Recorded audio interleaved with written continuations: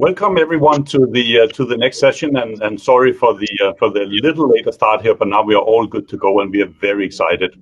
This session is going to be about the future of global debt, addressing barriers to economic growth. Remember to, like the other sessions, to ask your questions in the chat, because in the later part of the session, we'll actually turn to most of your questions for some very good answers from our two guests today. Our two guests today are Alicia Garcia Herrero. She's the chief economist for Asia Pacific at Natixis. It's a French investment bank. The professor has also served as a senior fellow at the Brussels-based European think tank Bruegel. Currently, Professor Herrera is at the Hong Kong University of Science and Technology and also an advisor to the Hong Kong Monetary Authority's research arm. So welcome to Professor Herrera. We also have with us Reza Bakir. Dr. Reza Bakir was appointed as the governor of Pakistan Central Bank, the State Bank of Pakistan, in 2019. Prior to this appointment, Professor Bakir had 18 years of experience with the IMF in various roles, including head of the office in Egypt, mission chief for Romania and Bulgaria, and division chief of the debt policy division. So a warm welcome to both of you, Professor Herrera, Governor Bakir. Good to have you. Dialing in from Pakistan and dialing in from Taiwan, and I'm currently sitting in Denmark here, so we are spanning most of the time zones. Good to have you all here. Before we go into that, I'd like to turn a little on the personal background side, because before we get into government debt and monetary policies, I'd like to learn a little more about your background and how that shaped your interest in central banking and in economics. I know you, Professor Herrero, you started philosophy for your bachelor's and economics for your master's and PhD.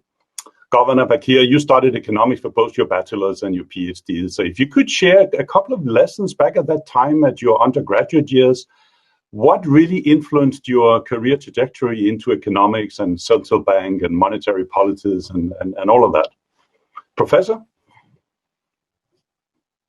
Well, first of all, thanks for this wonderful invitation. I love to be surrounded by students and I see them going back and forth in this wonderful platform you have.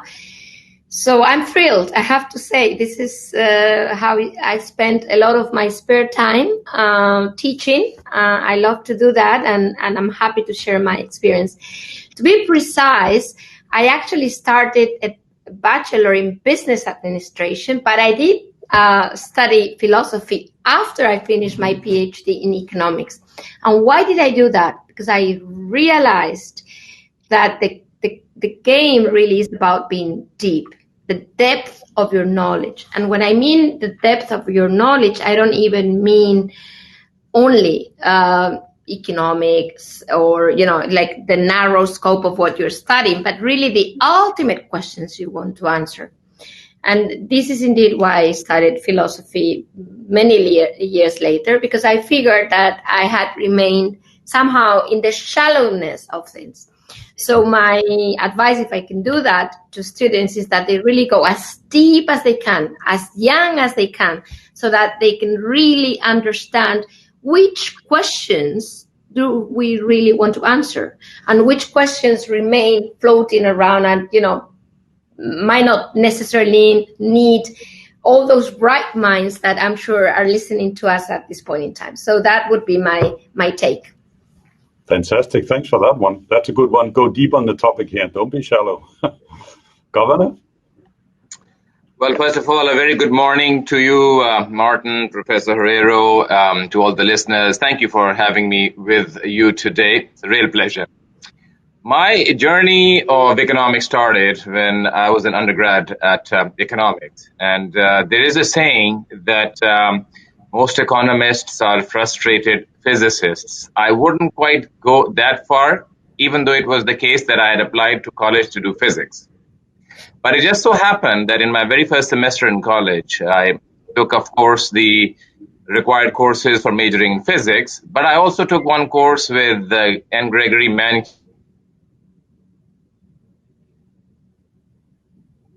economics. And it was a bit of a watershed moment for me because I realized in that first semester that what I liked and what I had grown to love was the scientific method. But I also realized that for me, it would be more meaningful if I can devote myself to applying.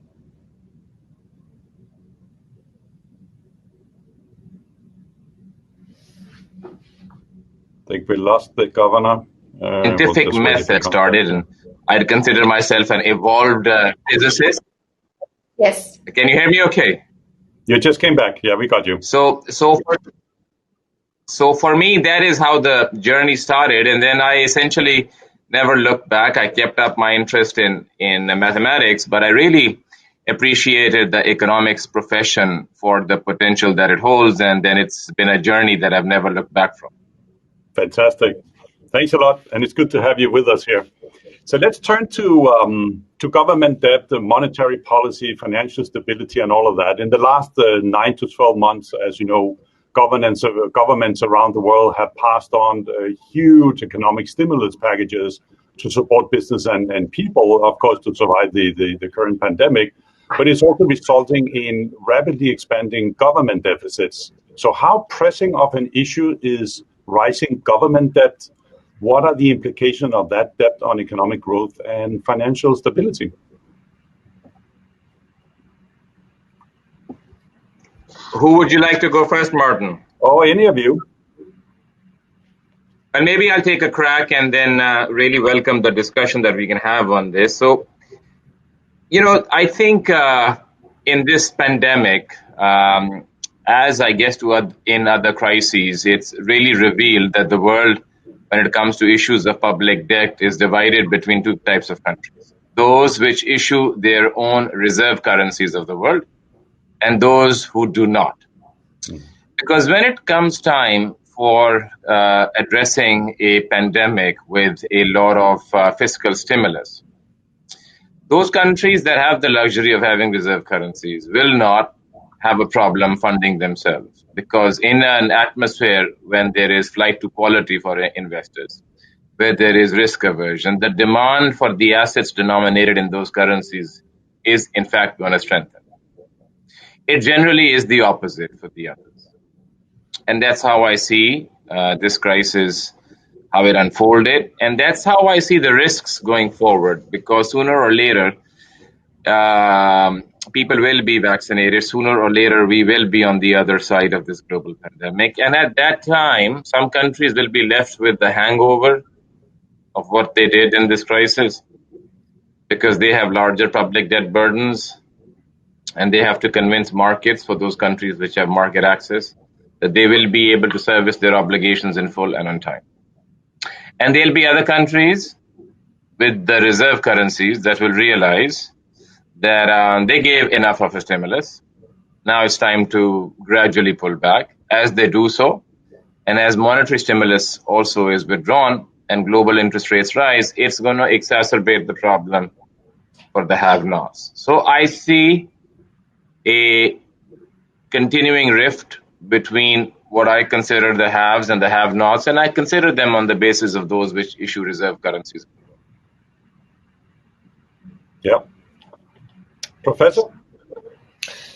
Well, I'm so sorry that I didn't take the word first, because I was about to say, to tell a very similar story, maybe because we all worked at the IMF and, we have this mindset about fear of floating, not having your own reserve currency and what all of that means. And therefore, I very much agree. But I want to add a little bit to the story, because this time around, things have been slightly different than they were, say, in the 2008 crisis, or even the tapering in 2013, which, by the way, is something that, following the same discourse could happen maybe in 2 years down the road. And is it going to be the same? And by the way, that tapering was very brief, because exactly, the consequences were well perceived by the Fed, and I think, both internationally, but probably also domestically.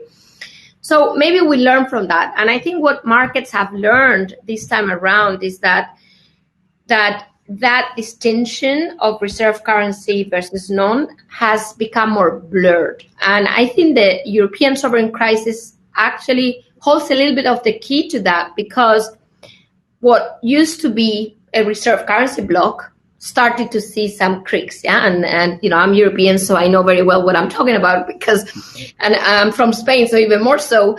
You turn to start realizing that reserve currency status is a dynamic concept. We now see the dollar, a lot of discussion, and based in Hong Kong, you can imagine how much I hear about this idea of the demise of the dollar, etc. Some of it, frankly, a little bit pushed, but some of it also quite true, given, the fiscal situation of the US, the political issues in the US, etc. So my point here is that, yes, this is absolutely true, but it's dynamic. And the question really for for investors and market makers is, how do you follow that dynamism? Is there going to be countries that in principle look weak because they don't have a reserve currency, i.e. when the tapering comes, they'll suffer, actually will end up being less weak than we think, and the other way around? Those that are safe through reserve currency status might not be so safe. So I think that's kind of what I think markets are looking for. A very simple thing we all learned at the IMF is look at the current account, look at, external imbalances, basically, to start, because that will determine the amount of funding that a country needs. And sometimes it's twin deficit, i.e. coming from huge fiscal stimulus, i.e. public debt, but sometimes not necessarily. So, there's a lot of complications on the EM side. But if you ask me, as I happen to work in a bank other than do all of this wonderful teaching, investors basically, what they look at really, in my opinion, are you growing? I'm expecting you to grow. Is your natural rate high enough for me to take that risk? And that's changing, because before it was really this IMF type thing where, your current account deficit, can you fund it? Because the liquidity is so humongous, markets are looking for return. And I think that is a little bit what I think is changing. And by the way, we have seen it. Markets have been put in the EM space after March. We had the wonderful Fed swap lines, for some others just repo lines, and then they said, you know what, why not? Everybody's in a mess. So why not reap the benefits of EM on the EM space with a much higher yield coming down? But frankly, even the developed world is in a mess.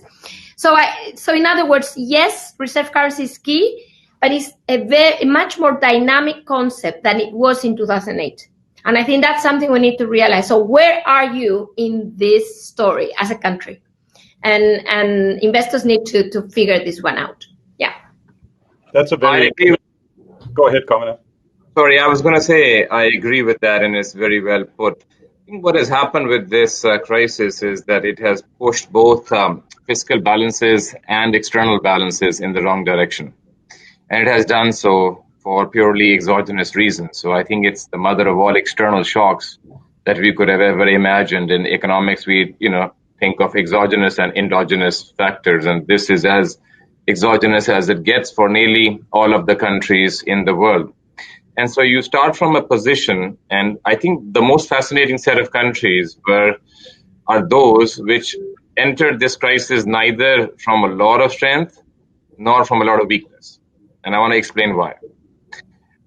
Those from a lot of strength, there's good reason to think that their strength came from relatively good institutions and relatively good history of macroeconomic management.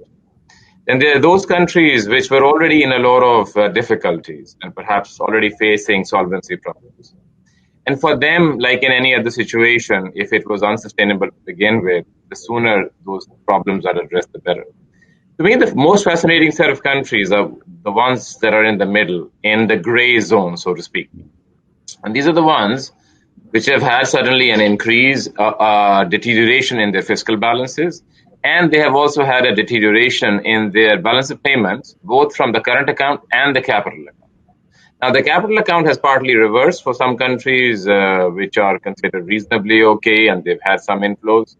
But the current account, with world economy still not where it is, and many countries dependent upon exports, that worsening will mean that if another bump comes along the road, they are going to have difficulties financing themselves. It's that zone of gray in the middle that I consider the most fascinating space to see how this crisis evolves. That's a very interesting concept, and it ties very good with the professor's statement about looking for those growth factors in order to repay the debt and get back on the footing. And your governor's concept, if you sit in the middle between two chairs somehow, where does it actually fall? So maybe for a recovery point of view, it is really about looking about the future aspects of that individual country. This is where which side are you on here, and where would you head, right? Quite interesting factors to look at. So when we look at central banks, I mean, they have also taken measures to support the financial sectors here. So how has the pandemic affected the overall role of central banks, and what kinds of policies have been implemented, and have they been effective? Governor, you're sitting in a state bank. How do you see it here, the role of central banks now and moving forward? Well, first, you started this discussion at a personal level. Let me say something at a personal level. I'd worked for nearly about 18 years at the IMF, 2 years at the World Bank before I took this job. And I have to tell you that nothing had prepared me for the kind of crisis that I think the world economy went through, and also our own country went through, and what I saw other countries going through. And after a long time, I think there was a shared sense between at least ourselves, the IMF, who we were talking to very regularly, others, that there was really no playbook for this crisis, especially in the midst of the great global lockdown, as the IMF called it, because the world had come to a grinding halt. It was a pandemic, not a problem of lax regulation or subprime mortgages or any of the other financial issues that we deal with. We were dealing with a virus that we did not know how long it will and in what ways it will continue to come. So first, I want to say for this crisis, there was no playbook, and people had to respond very, very quickly without having the luxury to think for too long, and without having the luxury to pontificate or to attend seminars and conferences and figure out best practices and so forth. What I find now, after that we have gone through this a little bit, what I find right now is that the lines between monetary authorities and fiscal authorities have slightly blurred. We like this academic distinction that central banks should focus on liquidity measures and governments and sovereigns should focus on measures where you need to address credit. But in reality, the world is a lot more blurred and a little bit more messy.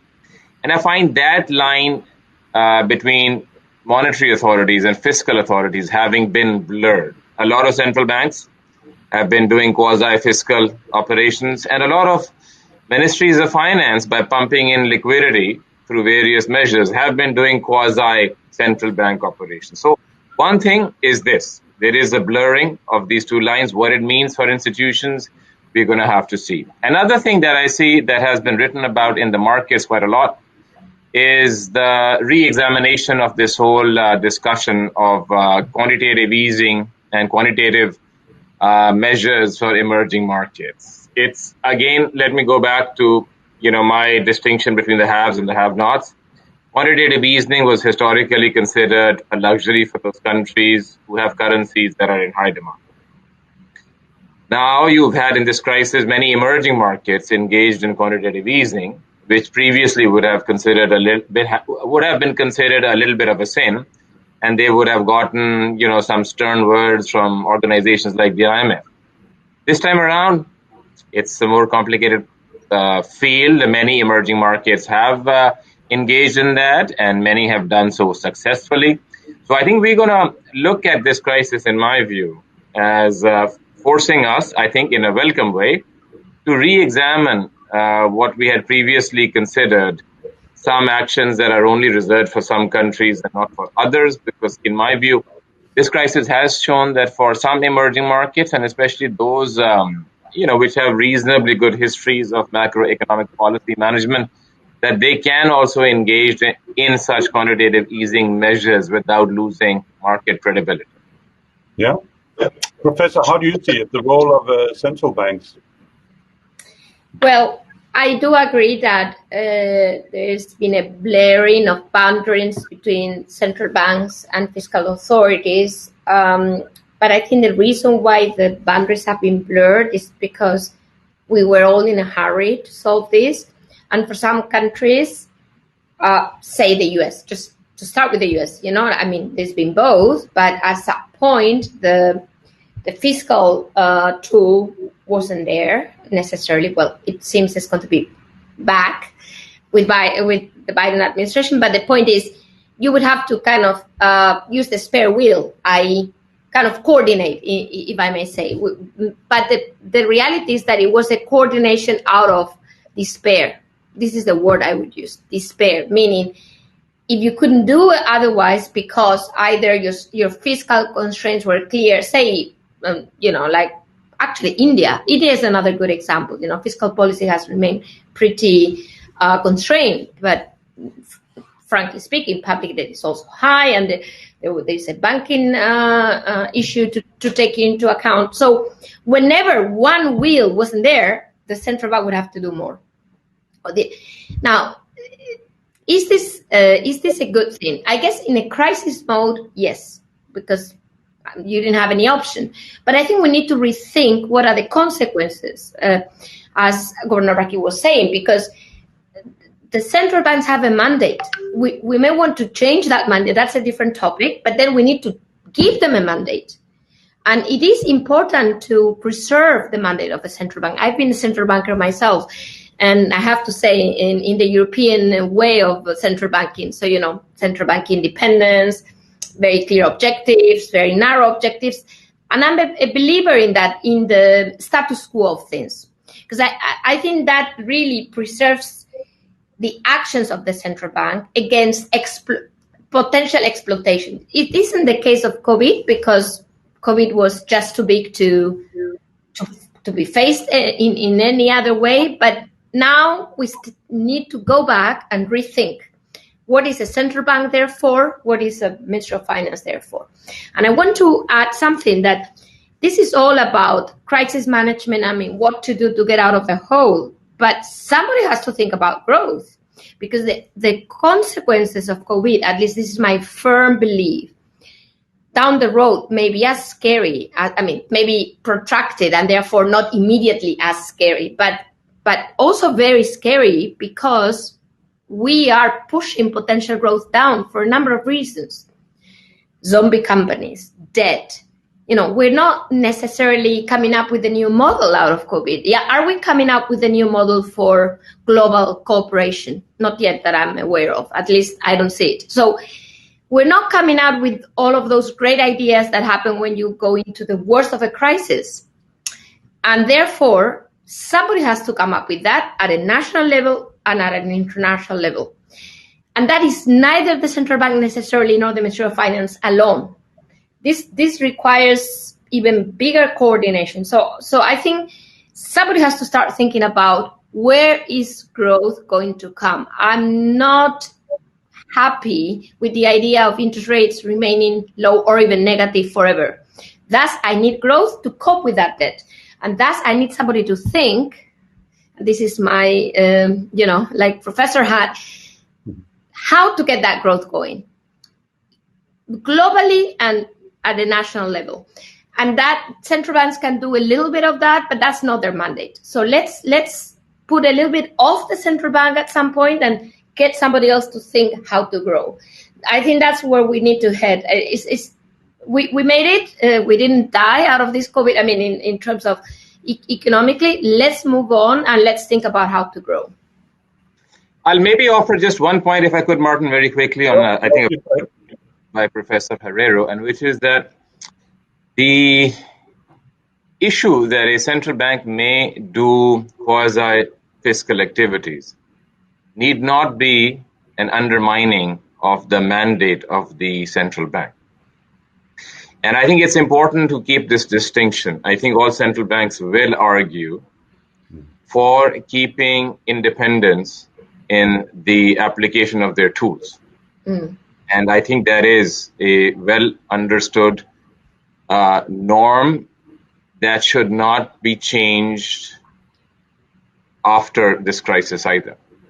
Yeah. And in my view, a central bank engaging in activities which may be considered quasi-fiscal in the sense that the fiscal authorities may face certain constraints from providing the stimulus need not undermine the independence of the central bank unless it is the case that these activities are being done at the behest of the government, which then raises the risk that there may be political pressure either in the allocation of such stimulus or in the manner in which it is conducted. So to me, I think this crisis demonstrates the following. Central bank's toolkit needs to be big enough that in crisis times they should be able to pull tools out of their toolkit that allow them to go beyond the normal ways in which they operate. And in steady times, they should go back to what they were doing as before. It is important that from the legislation, from their mandates, they have these tools available, because if they do not, then they will be handicapped in fighting crises like the pandemic that we just went through. I'll give you an example. In Pakistan, the crisis really started in March when we had a very, very sharp deterioration in our financial markets. By about September, our real economy indicators were beginning to improve. And our exports in the last month have exceeded the average level of monthly exports in the previous fiscal year. Our total stimulus that has been provided has been very measured on the fiscal side. And I think rightly so, because Pakistan entered this crisis with high public debt. Yeah. But on the central bank side, by various measures of figuring out how much cash flow relief was injected, we'd be close to between 4.5% of GDP in terms of just the easing of the cash flows on the budgets of households and businesses. And this has allowed us to act quickly to prevent liquidity problems from becoming solvency problems, while at the same time not compromise public debt sustainability. We were able to do that because in our charter, in our act, we do have the ability, we do have some tools that allow us to do that. But let me explain to you one very good thing that the government did not do during this crisis. And that was that it did not borrow directly from the central bank. Yeah. And that was important because Pakistan's history has been one where the government in the past has forced the central bank to lend to it. And that, as we know, is inflationary. And it was a lot of coordinated effort on the part of the fiscal authorities and the monetary authorities to state that starting from June 2019, there will be no more direct lending from the central bank to the government. So it was important not to violate that principle that had been established, because we thought that the long-term consequences of violating that would be very high. Yeah. So the government, even despite COVID, the largest crisis since World War II in our history, did not borrow a penny directly from the central bank, which we think was good. The government, through coordination, supported the central bank to engage in refinance activities which allow us to work through commercial banks to put in liquidity into the system at a time when commercial banks were becoming quite risk averse. So through this combination of respecting a core principle of not borrowing directly from the central bank, while good coordination and using refinance facilities with commercial banks allowed Pakistan to inject all this liquidity into businesses and households without, in our view, compromising our debt sustainability. Fantastic. So Professor Herrera, when we look at the future here, what's the role of monetary policy in promoting economic growth and financial stability. Any learning from where we are right now, and how do you see it? I mean, you tapped into the importance of economic growth, but where does it leave monetary policy? Thank you, Martin. Actually, I have to say, Governor back here, I can't agree more, because my dissertation, since we have many students here, was many years ago on a topic that at the time looked crazy. In fact, I couldn't find an advisor for my dissertation. It was about central banking for financial stability. And, this is like 25 years ago. So, and what is central bank to do? What does central bank have to do with financial stability? That was the question, that I was posed. So I can't agree more, but I have to say something. You totally got it right in two ways. First, what is your quasi-fiscal. You just told me. You're not hiding your quasi-fiscal, if you see what I mean. You're making a transparent move to kind of step up, because the fiscal authority can't do it. Sustainability reasons, you name it.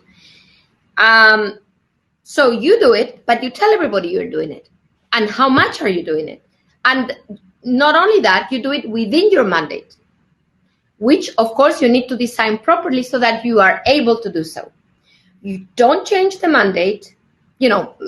For your info, I've been in financial stability events very different from this. The Venezuelan banking crisis in 1993, 4, 5, 95, 96, up to there.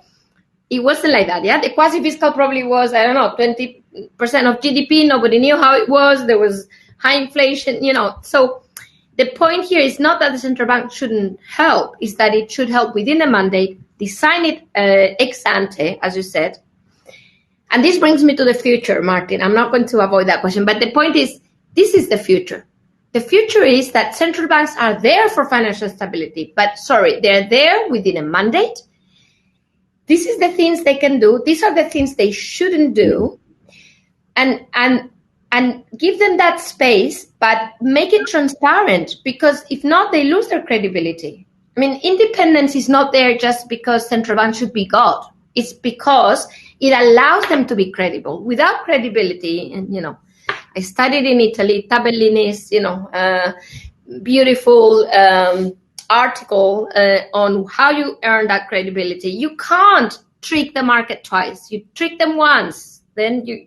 So all of this makes a central bank the beholder of that trust in that currency that you're offering to your citizens. It is not a joke. It is very important. Thus, if you want to go beyond your narrow mandate, put it up front, write it down, do it within that space, create that space.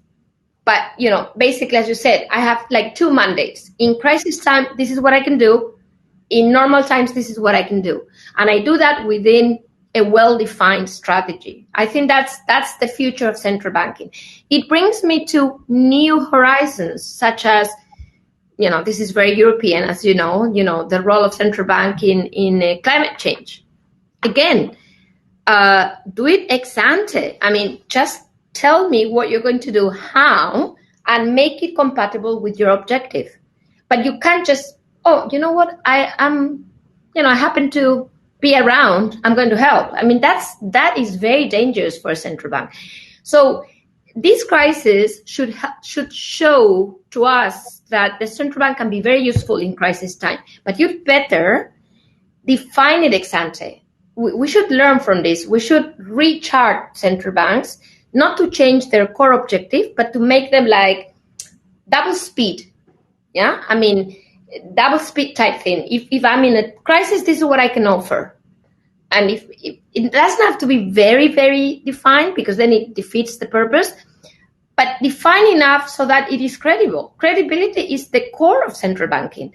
So I would leave it there. But I think this COVID should chart the future of central banks beyond their core mandate, but it not to the point of becoming God and doing everything on earth and maybe not doing it properly. This is to me the key message. Very, very good. And I like the notion of double speed for central banks, something to think about. We have a lot of questions coming in from our delegates, and keep it coming. We're accumulating most of them here. Just before we jump to the questions here, just maybe a very brief comment from each of you. You have both worked for the IMF. And what role do you think organizations like the IMF are playing through, for example, pandemics like this one, and are their programs effective? Maybe just a short comment from each of you, and then we'll jump to the questions. Governor? I would first say one quick comment, Martin, on the previous discussion we were having before answering this question, because one of the questions you had raised was about growth. When I studied growth in school, and admittedly it was a long time ago, I studied models like Solow, the neoclassical model for growth, and others. And to the best of my recollection, there was no room for monetary policy in any of those. The simplest model of growth said that sustained increase in per capita incomes only came about from productivity increase. All right. And I think we have to recognize that monetary policy is limited in terms of, particularly for emerging markets, where the secrets to unlocking growth lie in structural reforms to improve investment and the business climate. And their monetary policy is limited. You can only do so much as with interest rates. So I just wanted to remind everybody about what in my mind are the sources of growth and what I think remains to be true from that perspective. With regards to the IMF, I think two things. One, the IMF demonstrated, as it has before, that being the lender of last resort and the ultimate firefighter in the global economy, it responded very quickly. And the amount of liquidity that was disbursed by the IMF through the rapid financing instrument as well as other measures was very quick, and I think the largest of all other international financial institutions. I think what is going to be interesting now is when we are in the hangover stage, because that is when you're going to have some countries that are going to have higher debt burdens than they would have had otherwise. And you would have other countries that are going to be coming out from the crisis very quickly.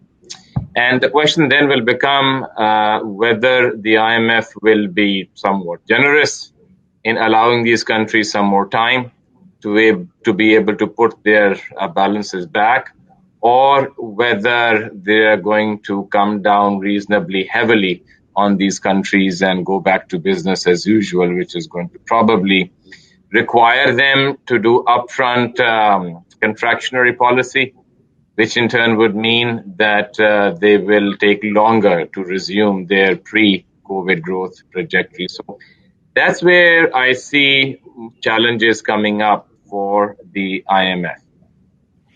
Very good. Professor, any comments to add to that just briefly, and then I want to jump to we have a lot of questions, very good questions waiting for us, but maybe anything to add on IMF? Yes, very quickly. I mean, I do agree that the IMF has done its best, literally pleading, the G20, pleading everybody to first give the IMF more resources. Nothing, no response. More flexibility, quota review, you name it. I mean, frankly, yes. Within its ability, the IMF has responded quickly, but the world hasn't. And those shareholders of the IMF haven't either. So basically, the IMF can do what it can do, and the IMF is also constrained by this, separation of liquidity versus solvency problems. But the truth is that how can we know if we don't know what potential growth will be? I mean, how can we? So in a way, all of this requires a rethinking of what do we have to solve global problems. The IMF is not enough to do so, and I think that at least not in the current design. The G20 has tried on its own, what I would call it on its own, with this debt service suspension initiative. It's very small. Out of the 20 billion promised, only 5 billion, a little bit more than 5 billion have actually come through. It is peanuts for the size of the debt that we have in front of us. So I can't agree more. It's the overhang, or even more than the overhang, the actual consequence of the crisis that we've not yet seen. And the IMF won't be in a position to take care of this. We all need to realize this. The sooner we realize, the better. And we are denying this reality. So, I think for the emerging world, this is a big issue. Developed economies, let's call them developed, need to realize this as soon as possible. And the IMF is a venue, but it can't be the only venue. It's not big enough. And by the way, just a little bit of criticism I end here, they're a creditor too. They are a creditor too. They can't just turn their back and just not participate in any type of debt rethinking, because they're part of the solution. They're not only conveyors of solution, if you see what I mean. And in the G20, they weren't there to be found. All of the restructuring was official debt, but the supranationals weren't there. So I'm just saying, this is a big problem. Everybody will have to pay a little bit of a price. The sooner we realize, the better. Very good. Thanks a lot. Let's turn to the questions here. I think for the sake of time, because we got a lot of interest here, so maybe just some brief answers from one or both of you. The first question here comes from HPAIR. What do you think is the best solution to reduce fiscal deficits and global debt and accelerate the growth of the economy? It taps, I think, very nicely into what we discussed before here. Any of you? I think I'd go back to what Professor Herrero said in her very astute reading of what investors are looking for, which is growth. So if you want to reduce the debt to GDP ratio, you have two ways, to put it very, very simplistically, either working through the numerator or working through the denominator.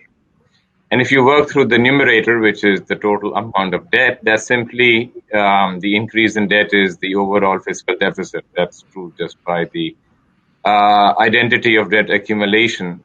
And one way is simply to work in that way. But the other, I think, and the more sustained way is going to be through growth. And in my view, I think the countries that are going to come out of this crisis quickly are those which gave timely liquidity support to the businesses during the thick of the crisis, but they did not worsen their macroeconomic spenders, macroeconomic balances, and did not violate any sort of key principles that they had learned from their previous mistakes. I would like to think that Pakistan is going to be an example of those countries where we gave a lot of liquidity support. We have not had major insolvencies.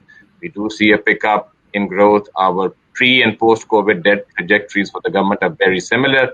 But of course, time will tell on that front. But I think the only sustainable way to get out of this is going to be to prioritize growth.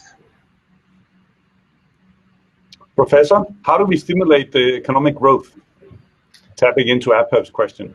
There's so many things we should be doing that would bring us to higher growth, which we aren't doing. Yeah, one is climate change. I mean, so much innovation, productivity increases we could see out of solving this problem. So that's an obvious one. The second one, I think, is really about rethinking globalization, which could also increase productivity. I mean, what part of globalization is superfluous and actually probably counterproductive? And what kind of globalization do we want to pursue? So, and this brings, of course, it's related to climate change, but not necessarily. It's also related to the geopolitics which we have in front of us. I mean, how to accommodate all of us and what is superfluous, what isn't. There's many, again, this brings me to my philosophy undergrad, and I wish I could do more than undergrad. And we remain in the surface. That's why we don't grow, because we discuss the very same things every day. We need to move beyond.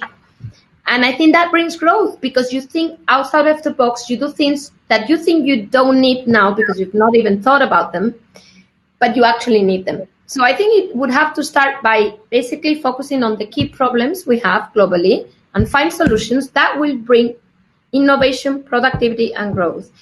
And it can be a single country. This is a global pursuit. So without cooperation, I think this is my last word, I don't know how the world is going to grow back to make all of that debt sustainable. So first of all, cooperate.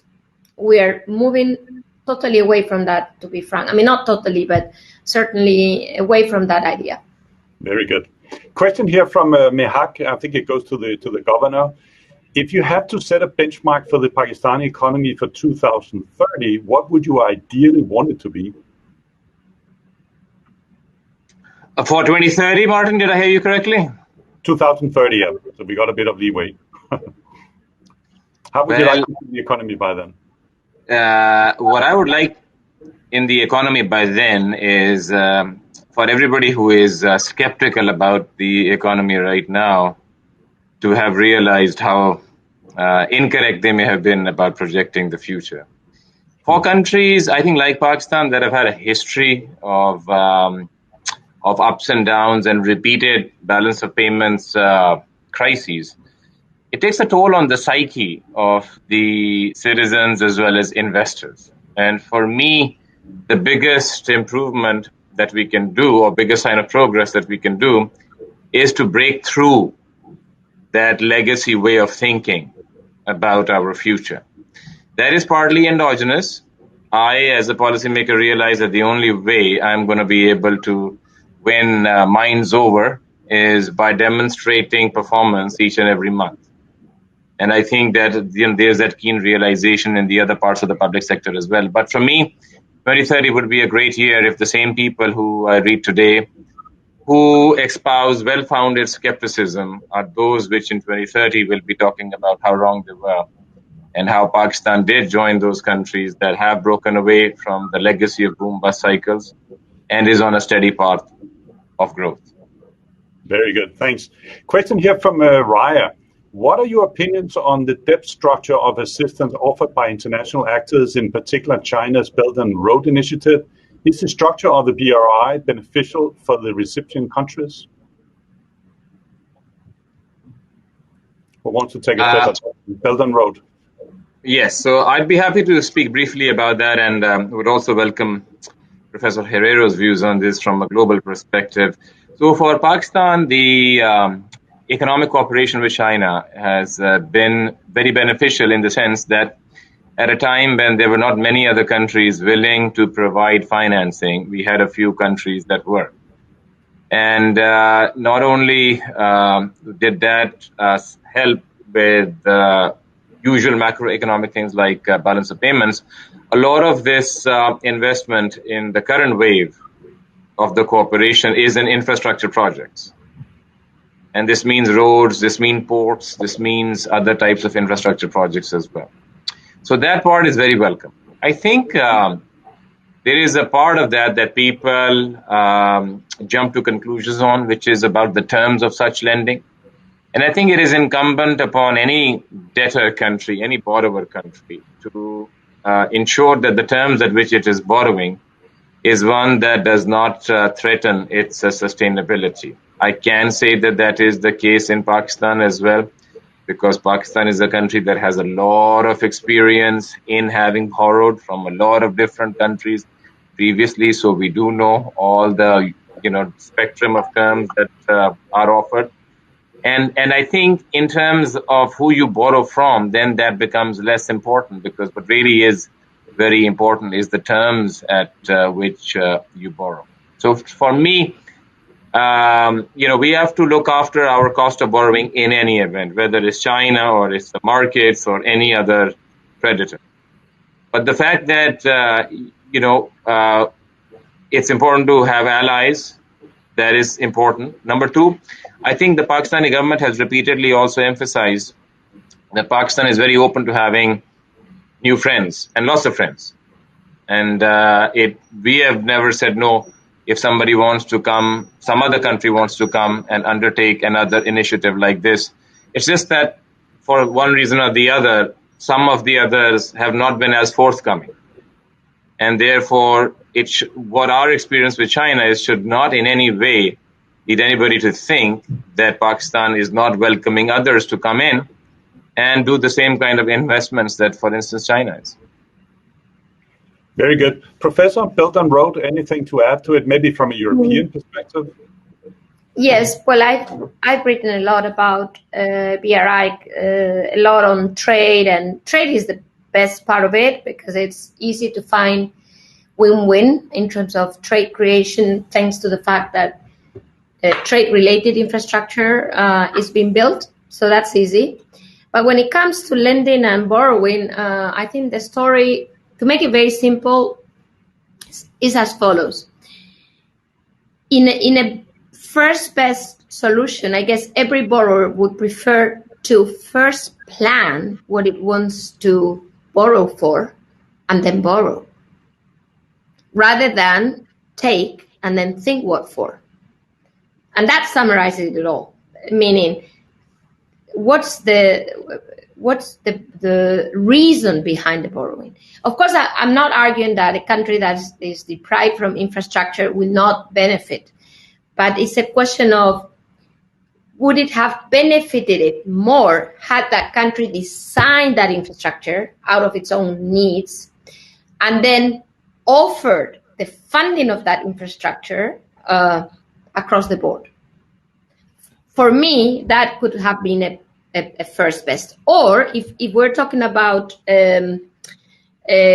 basically multi-country infrastructure, many of which is BRI projects. They're not necessarily only country-based because they may be serving not only China but even a corridor. Or in the case of the China-Pakistan Economic Corridor, it's obvious that is in a way a bilateral, in a way, project. But these others that are trilateral, then maybe an international organization funding it, or at least designing the project. And I think that is an important. I would say criticism. It's an improvement on the current design. And I think China is very aware of this. So my impression is BRI will, and this is geopolitics permitting, will need to strive towards a more multilateral framework where the host country has more to say and the funding is more multilateral. Because if not, I think it's just very hard to. It's like having your debt plus China debt, and we see this very clearly in G20 negotiations. You have the Paris Club, you have China, you have It's not, again, going back to the idea of we need to coordinate better. We need that's not the best solution. I think the world should be thinking of. It's just it's a dichotomy, if I may say. So I think that's a more multilateral BRI, in my opinion, on the financing side would be better. Very good. Question here from Arisha. How do you convince venture capitalists to invest in social enterprises, given the common belief that social good companies do not produce fruitful returns? So how do we stimulate social entrepreneurship? Maybe I take it very briefly. I think, frankly, certainly in Europe, certainly in Japan, certainly in Norway, which is Europe, I don't think that reflects the investors' views. It may reflect the investors' views elsewhere, but I think there is parts of the world where investors are very aware of what they want to do with their money. And frankly speaking, increasingly, I think there will be more and more investors that will simply say, that because what is the return at the end of the day? If something is unsustainable, if you're a major investor, your return is unsustainable too. And this brings me back to the BRI, but many other, investment opportunities that an investor can find. Yes, it may look good on paper, but if it's unsustainable, it won't be good for you ultimately. So my point is, I think the convincing side of the story is to look at the world or more holistically. And investors, at least big investors, and at the end of the day, they move the markets, are increasingly aware of this. So of course, institutions can help. You can have regulations to make this more enforceable. But I think even without that, investors are becoming more acute in terms of how they see the world. And I think that's the way forward. So the interests are much more aligned, actually, which is, I guess, is good news for the rise of social entrepreneurship. Question here from Rishit. Does the exchange rate regime of a country, for example, floating or fixed exchange rates, have a lasting impact on the balances of a country? Maybe I'll have a first crack at this and then welcome views also from Professor Herrero. We didn't speak too much about what may have been some of the lessons from this crisis, but to me, one lesson is maybe a cliche, but for us, having lived through it, I can vouch for it from personal experience, is the importance about repairing your roof when it's not raining. For Pakistan, we transitioned from a fixed exchange rate regime to a market-based exchange rate regime in June of 2019, about 9 months before COVID hit us. And I cannot overemphasize how useful it had been for us that we had done this transition before COVID hit us. And let me explain why. In our history, our exchange rate has always been one where for long periods of time it represents the heart rate of a dead person, i.e. it's completely flat. Then it jumps up when the pressure becomes too much on the balance of payments and then is held flat. And that has pretty much been our entire experience until in June of 2019, we decided that we had to shift to a market-based exchange rate for better sustainability of our external position. So we did that, and as with other countries, when they transition from a fixed to a floating, at the beginning, there is some uncertainty. People are a bit nervous. There is some volatility in the exchange rate.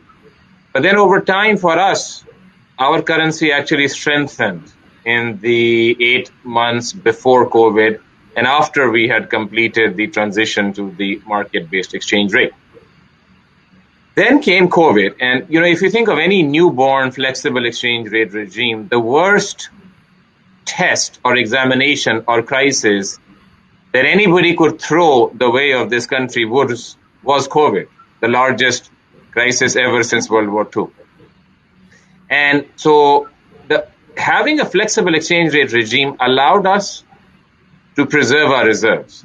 We did provide support, but a lot less than it would have been the case if we had a fixed exchange rate regime. And, if you start the clock in June 30th, 2019, when we started our reforms, and you stop it now, our foreign exchange reserves are still about 6 billion higher than they were when we started this journey of the flexible exchange rate. We started this journey when we had 7 billion to begin with, so not much. So if we've added 6 billion, and this 6 billion has been added not by incurring liabilities, not by borrowing, but through the reserve buildup that we did, taking advantage of good market conditions, it's nearly doubled, right? Nearly 100% increase. And that's despite COVID. And so if we did not have this flexible exchange rate regime, the pressure would have been enormous to use reserves to keep the exchange rate at the previous level. And I cannot overemphasize how useful it was for us to have been in a flexible exchange rate regime before COVID. It's a very good question here that goes back to our discussion about reserve currency here. Question from Mahima and Karandeep. How do you see virtual currencies, particularly central bank digital currencies, impacting national and regional economies? Can a stable cryptocurrency become the reserve currency of the world in the future? I can give it a crack quickly. I don't believe in private cryptocurrencies. I think governments, central banks of the world have such a power to regulate that I don't think they will. I mean, they may be an investment vehicle, but not necessarily a payment means. And certainly not, which was the question, a stable coin or So I think the future is really digital, central bank digital currencies. And of course, the question at hand is what's going to happen with the digital renminbi, which is obviously already in existence, just not at the national level, but certainly already used for some specific payments on a trial basis. And as you may or may not know, there is already two central banks, the Hong Kong Monetary Authority and the Bank of Thailand, engaged in an exercise to adopt. And I think this is very important because this is the cross-border use of a digital currency. So the question is, what's next? We'll say, for the sake of argument, let's call it e-renminbi, become a legal tender in Thailand or in Hong Kong, for that matter. What does that mean? What about the seigniorage? I know seigniorage is low given the interest rates, but still, the power of imposing your legal tender beyond borders. These are very important questions. And they do not only relate to monetary policy or efficiency of payments or, the things we always read about, which are great. It's about the power of money across borders. So I think this is something that we really need to think about pretty hard. Very good. We are coming to the end of it. We still had a few questions there, but I think for the sake of time, we have a lot of delegates in this session here, and I want to ask each of you with backgrounds in economics and education and what we discussed earlier, if you were a young talent, a kind of a young emerging leader, which we have a lot here in this session, what would be your advice for young talents moving onwards, not only from the pandemic, but from a broader perspective? So having all these delegates in front of you, what would be some closing comments? What would you do? Governor. I think when it comes to the topic of offering somebody any useful words, one tends to look back at one's own experience. So whatever I say will be in the context and couched from my own experience. And my main message would be that for me, as somebody who went to school and then worked in international financial institutions, my main message would be that to try public service. I did it by quitting my comfortable job at the IMF. As Professor Herrero also knows, the IMF makes it difficult to leave that organization. But the jump to public service and the opportunities that it brings in terms of impact, I think that is priceless. And especially in countries where there is a need for figuring out how we can solve our problems. Just to illustrate, Pakistan is the world's 5th largest country. But according to the World Bank, if you look at the percentage of people that's poor in Pakistan, that's more than the entire population of Spain. So in a country where challenges are so large, I think to me, my main message would be to embrace the challenge of public service. And guess what? If it doesn't work out, you can always try something new because you're young. Very good one. Thanks a lot, Governor. Professor? Well, I agree, but I've not followed that advice for too long. I did work for the Bank of Spain, and it was one of my wonderful experience. I worked for the European Central Bank, and then I learned how hard it is to do something for many countries. I have to say. Even for something that supposedly is already centralized, like monetary policy. And that why do I say that? It's because it brings me to the fact that sometimes your impact is hard to measure, meaning your impact is you. Your impact is what you convey, your energy, your determination, your values, your ultimate objectives. Meaning you may think you're not having an impact because, again, you're not sitting, you're not taking obvious decisions, but somebody may have listened to you and is doing so. And so what I'm trying to say here is that ultimately, the most important thing is you keep your energy to change things in whatever form. It can be in your own house, and it will have an impact. So the idea that things can be changed from very little, I think, is very powerful. If we all think this way, we can do lots of things. But if we feel powerless, we are all powerless. Even the central bank governor might feel powerless sometimes, yeah, because other constraints. We all have constraints. So I think the idea of pushing within your territory is very, very useful. And you learn that when I've changed jobs so many times for many reasons. I have 4 kids. It's like I'm always juggling. I never do anything fully properly because I can't. But in whatever way, I still push. And I do want students, especially female students here, to realize as long as you push, something will come out. And if you have your best intentions in that pushing, then that's already a lot. Fantastic, beautiful closing comments we had here. Think about the public sector and also think about keep pushing and drive impact going forward. Beautifully. We are coming up to the hour here, so our session is over. I want to thank you gratefully, Governor Bakir and Professor Herrero, for being with us here today. I wish we had a couple of hours to go. That this is a huge topic, but at least I think we took a very good crack at it. I want to thank you to contribute to HPAIR. It was great to have you with us, and I hope to see you on a future panel somehow. I also want to thank all the delegates. Thanks for being with us. I know HPAIR is coming to an end. Hope you enjoyed the session.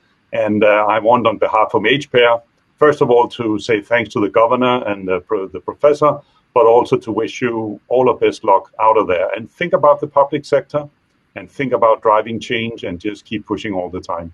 Thanks very much. See you soon. Thank you. Thank you. Bye-bye.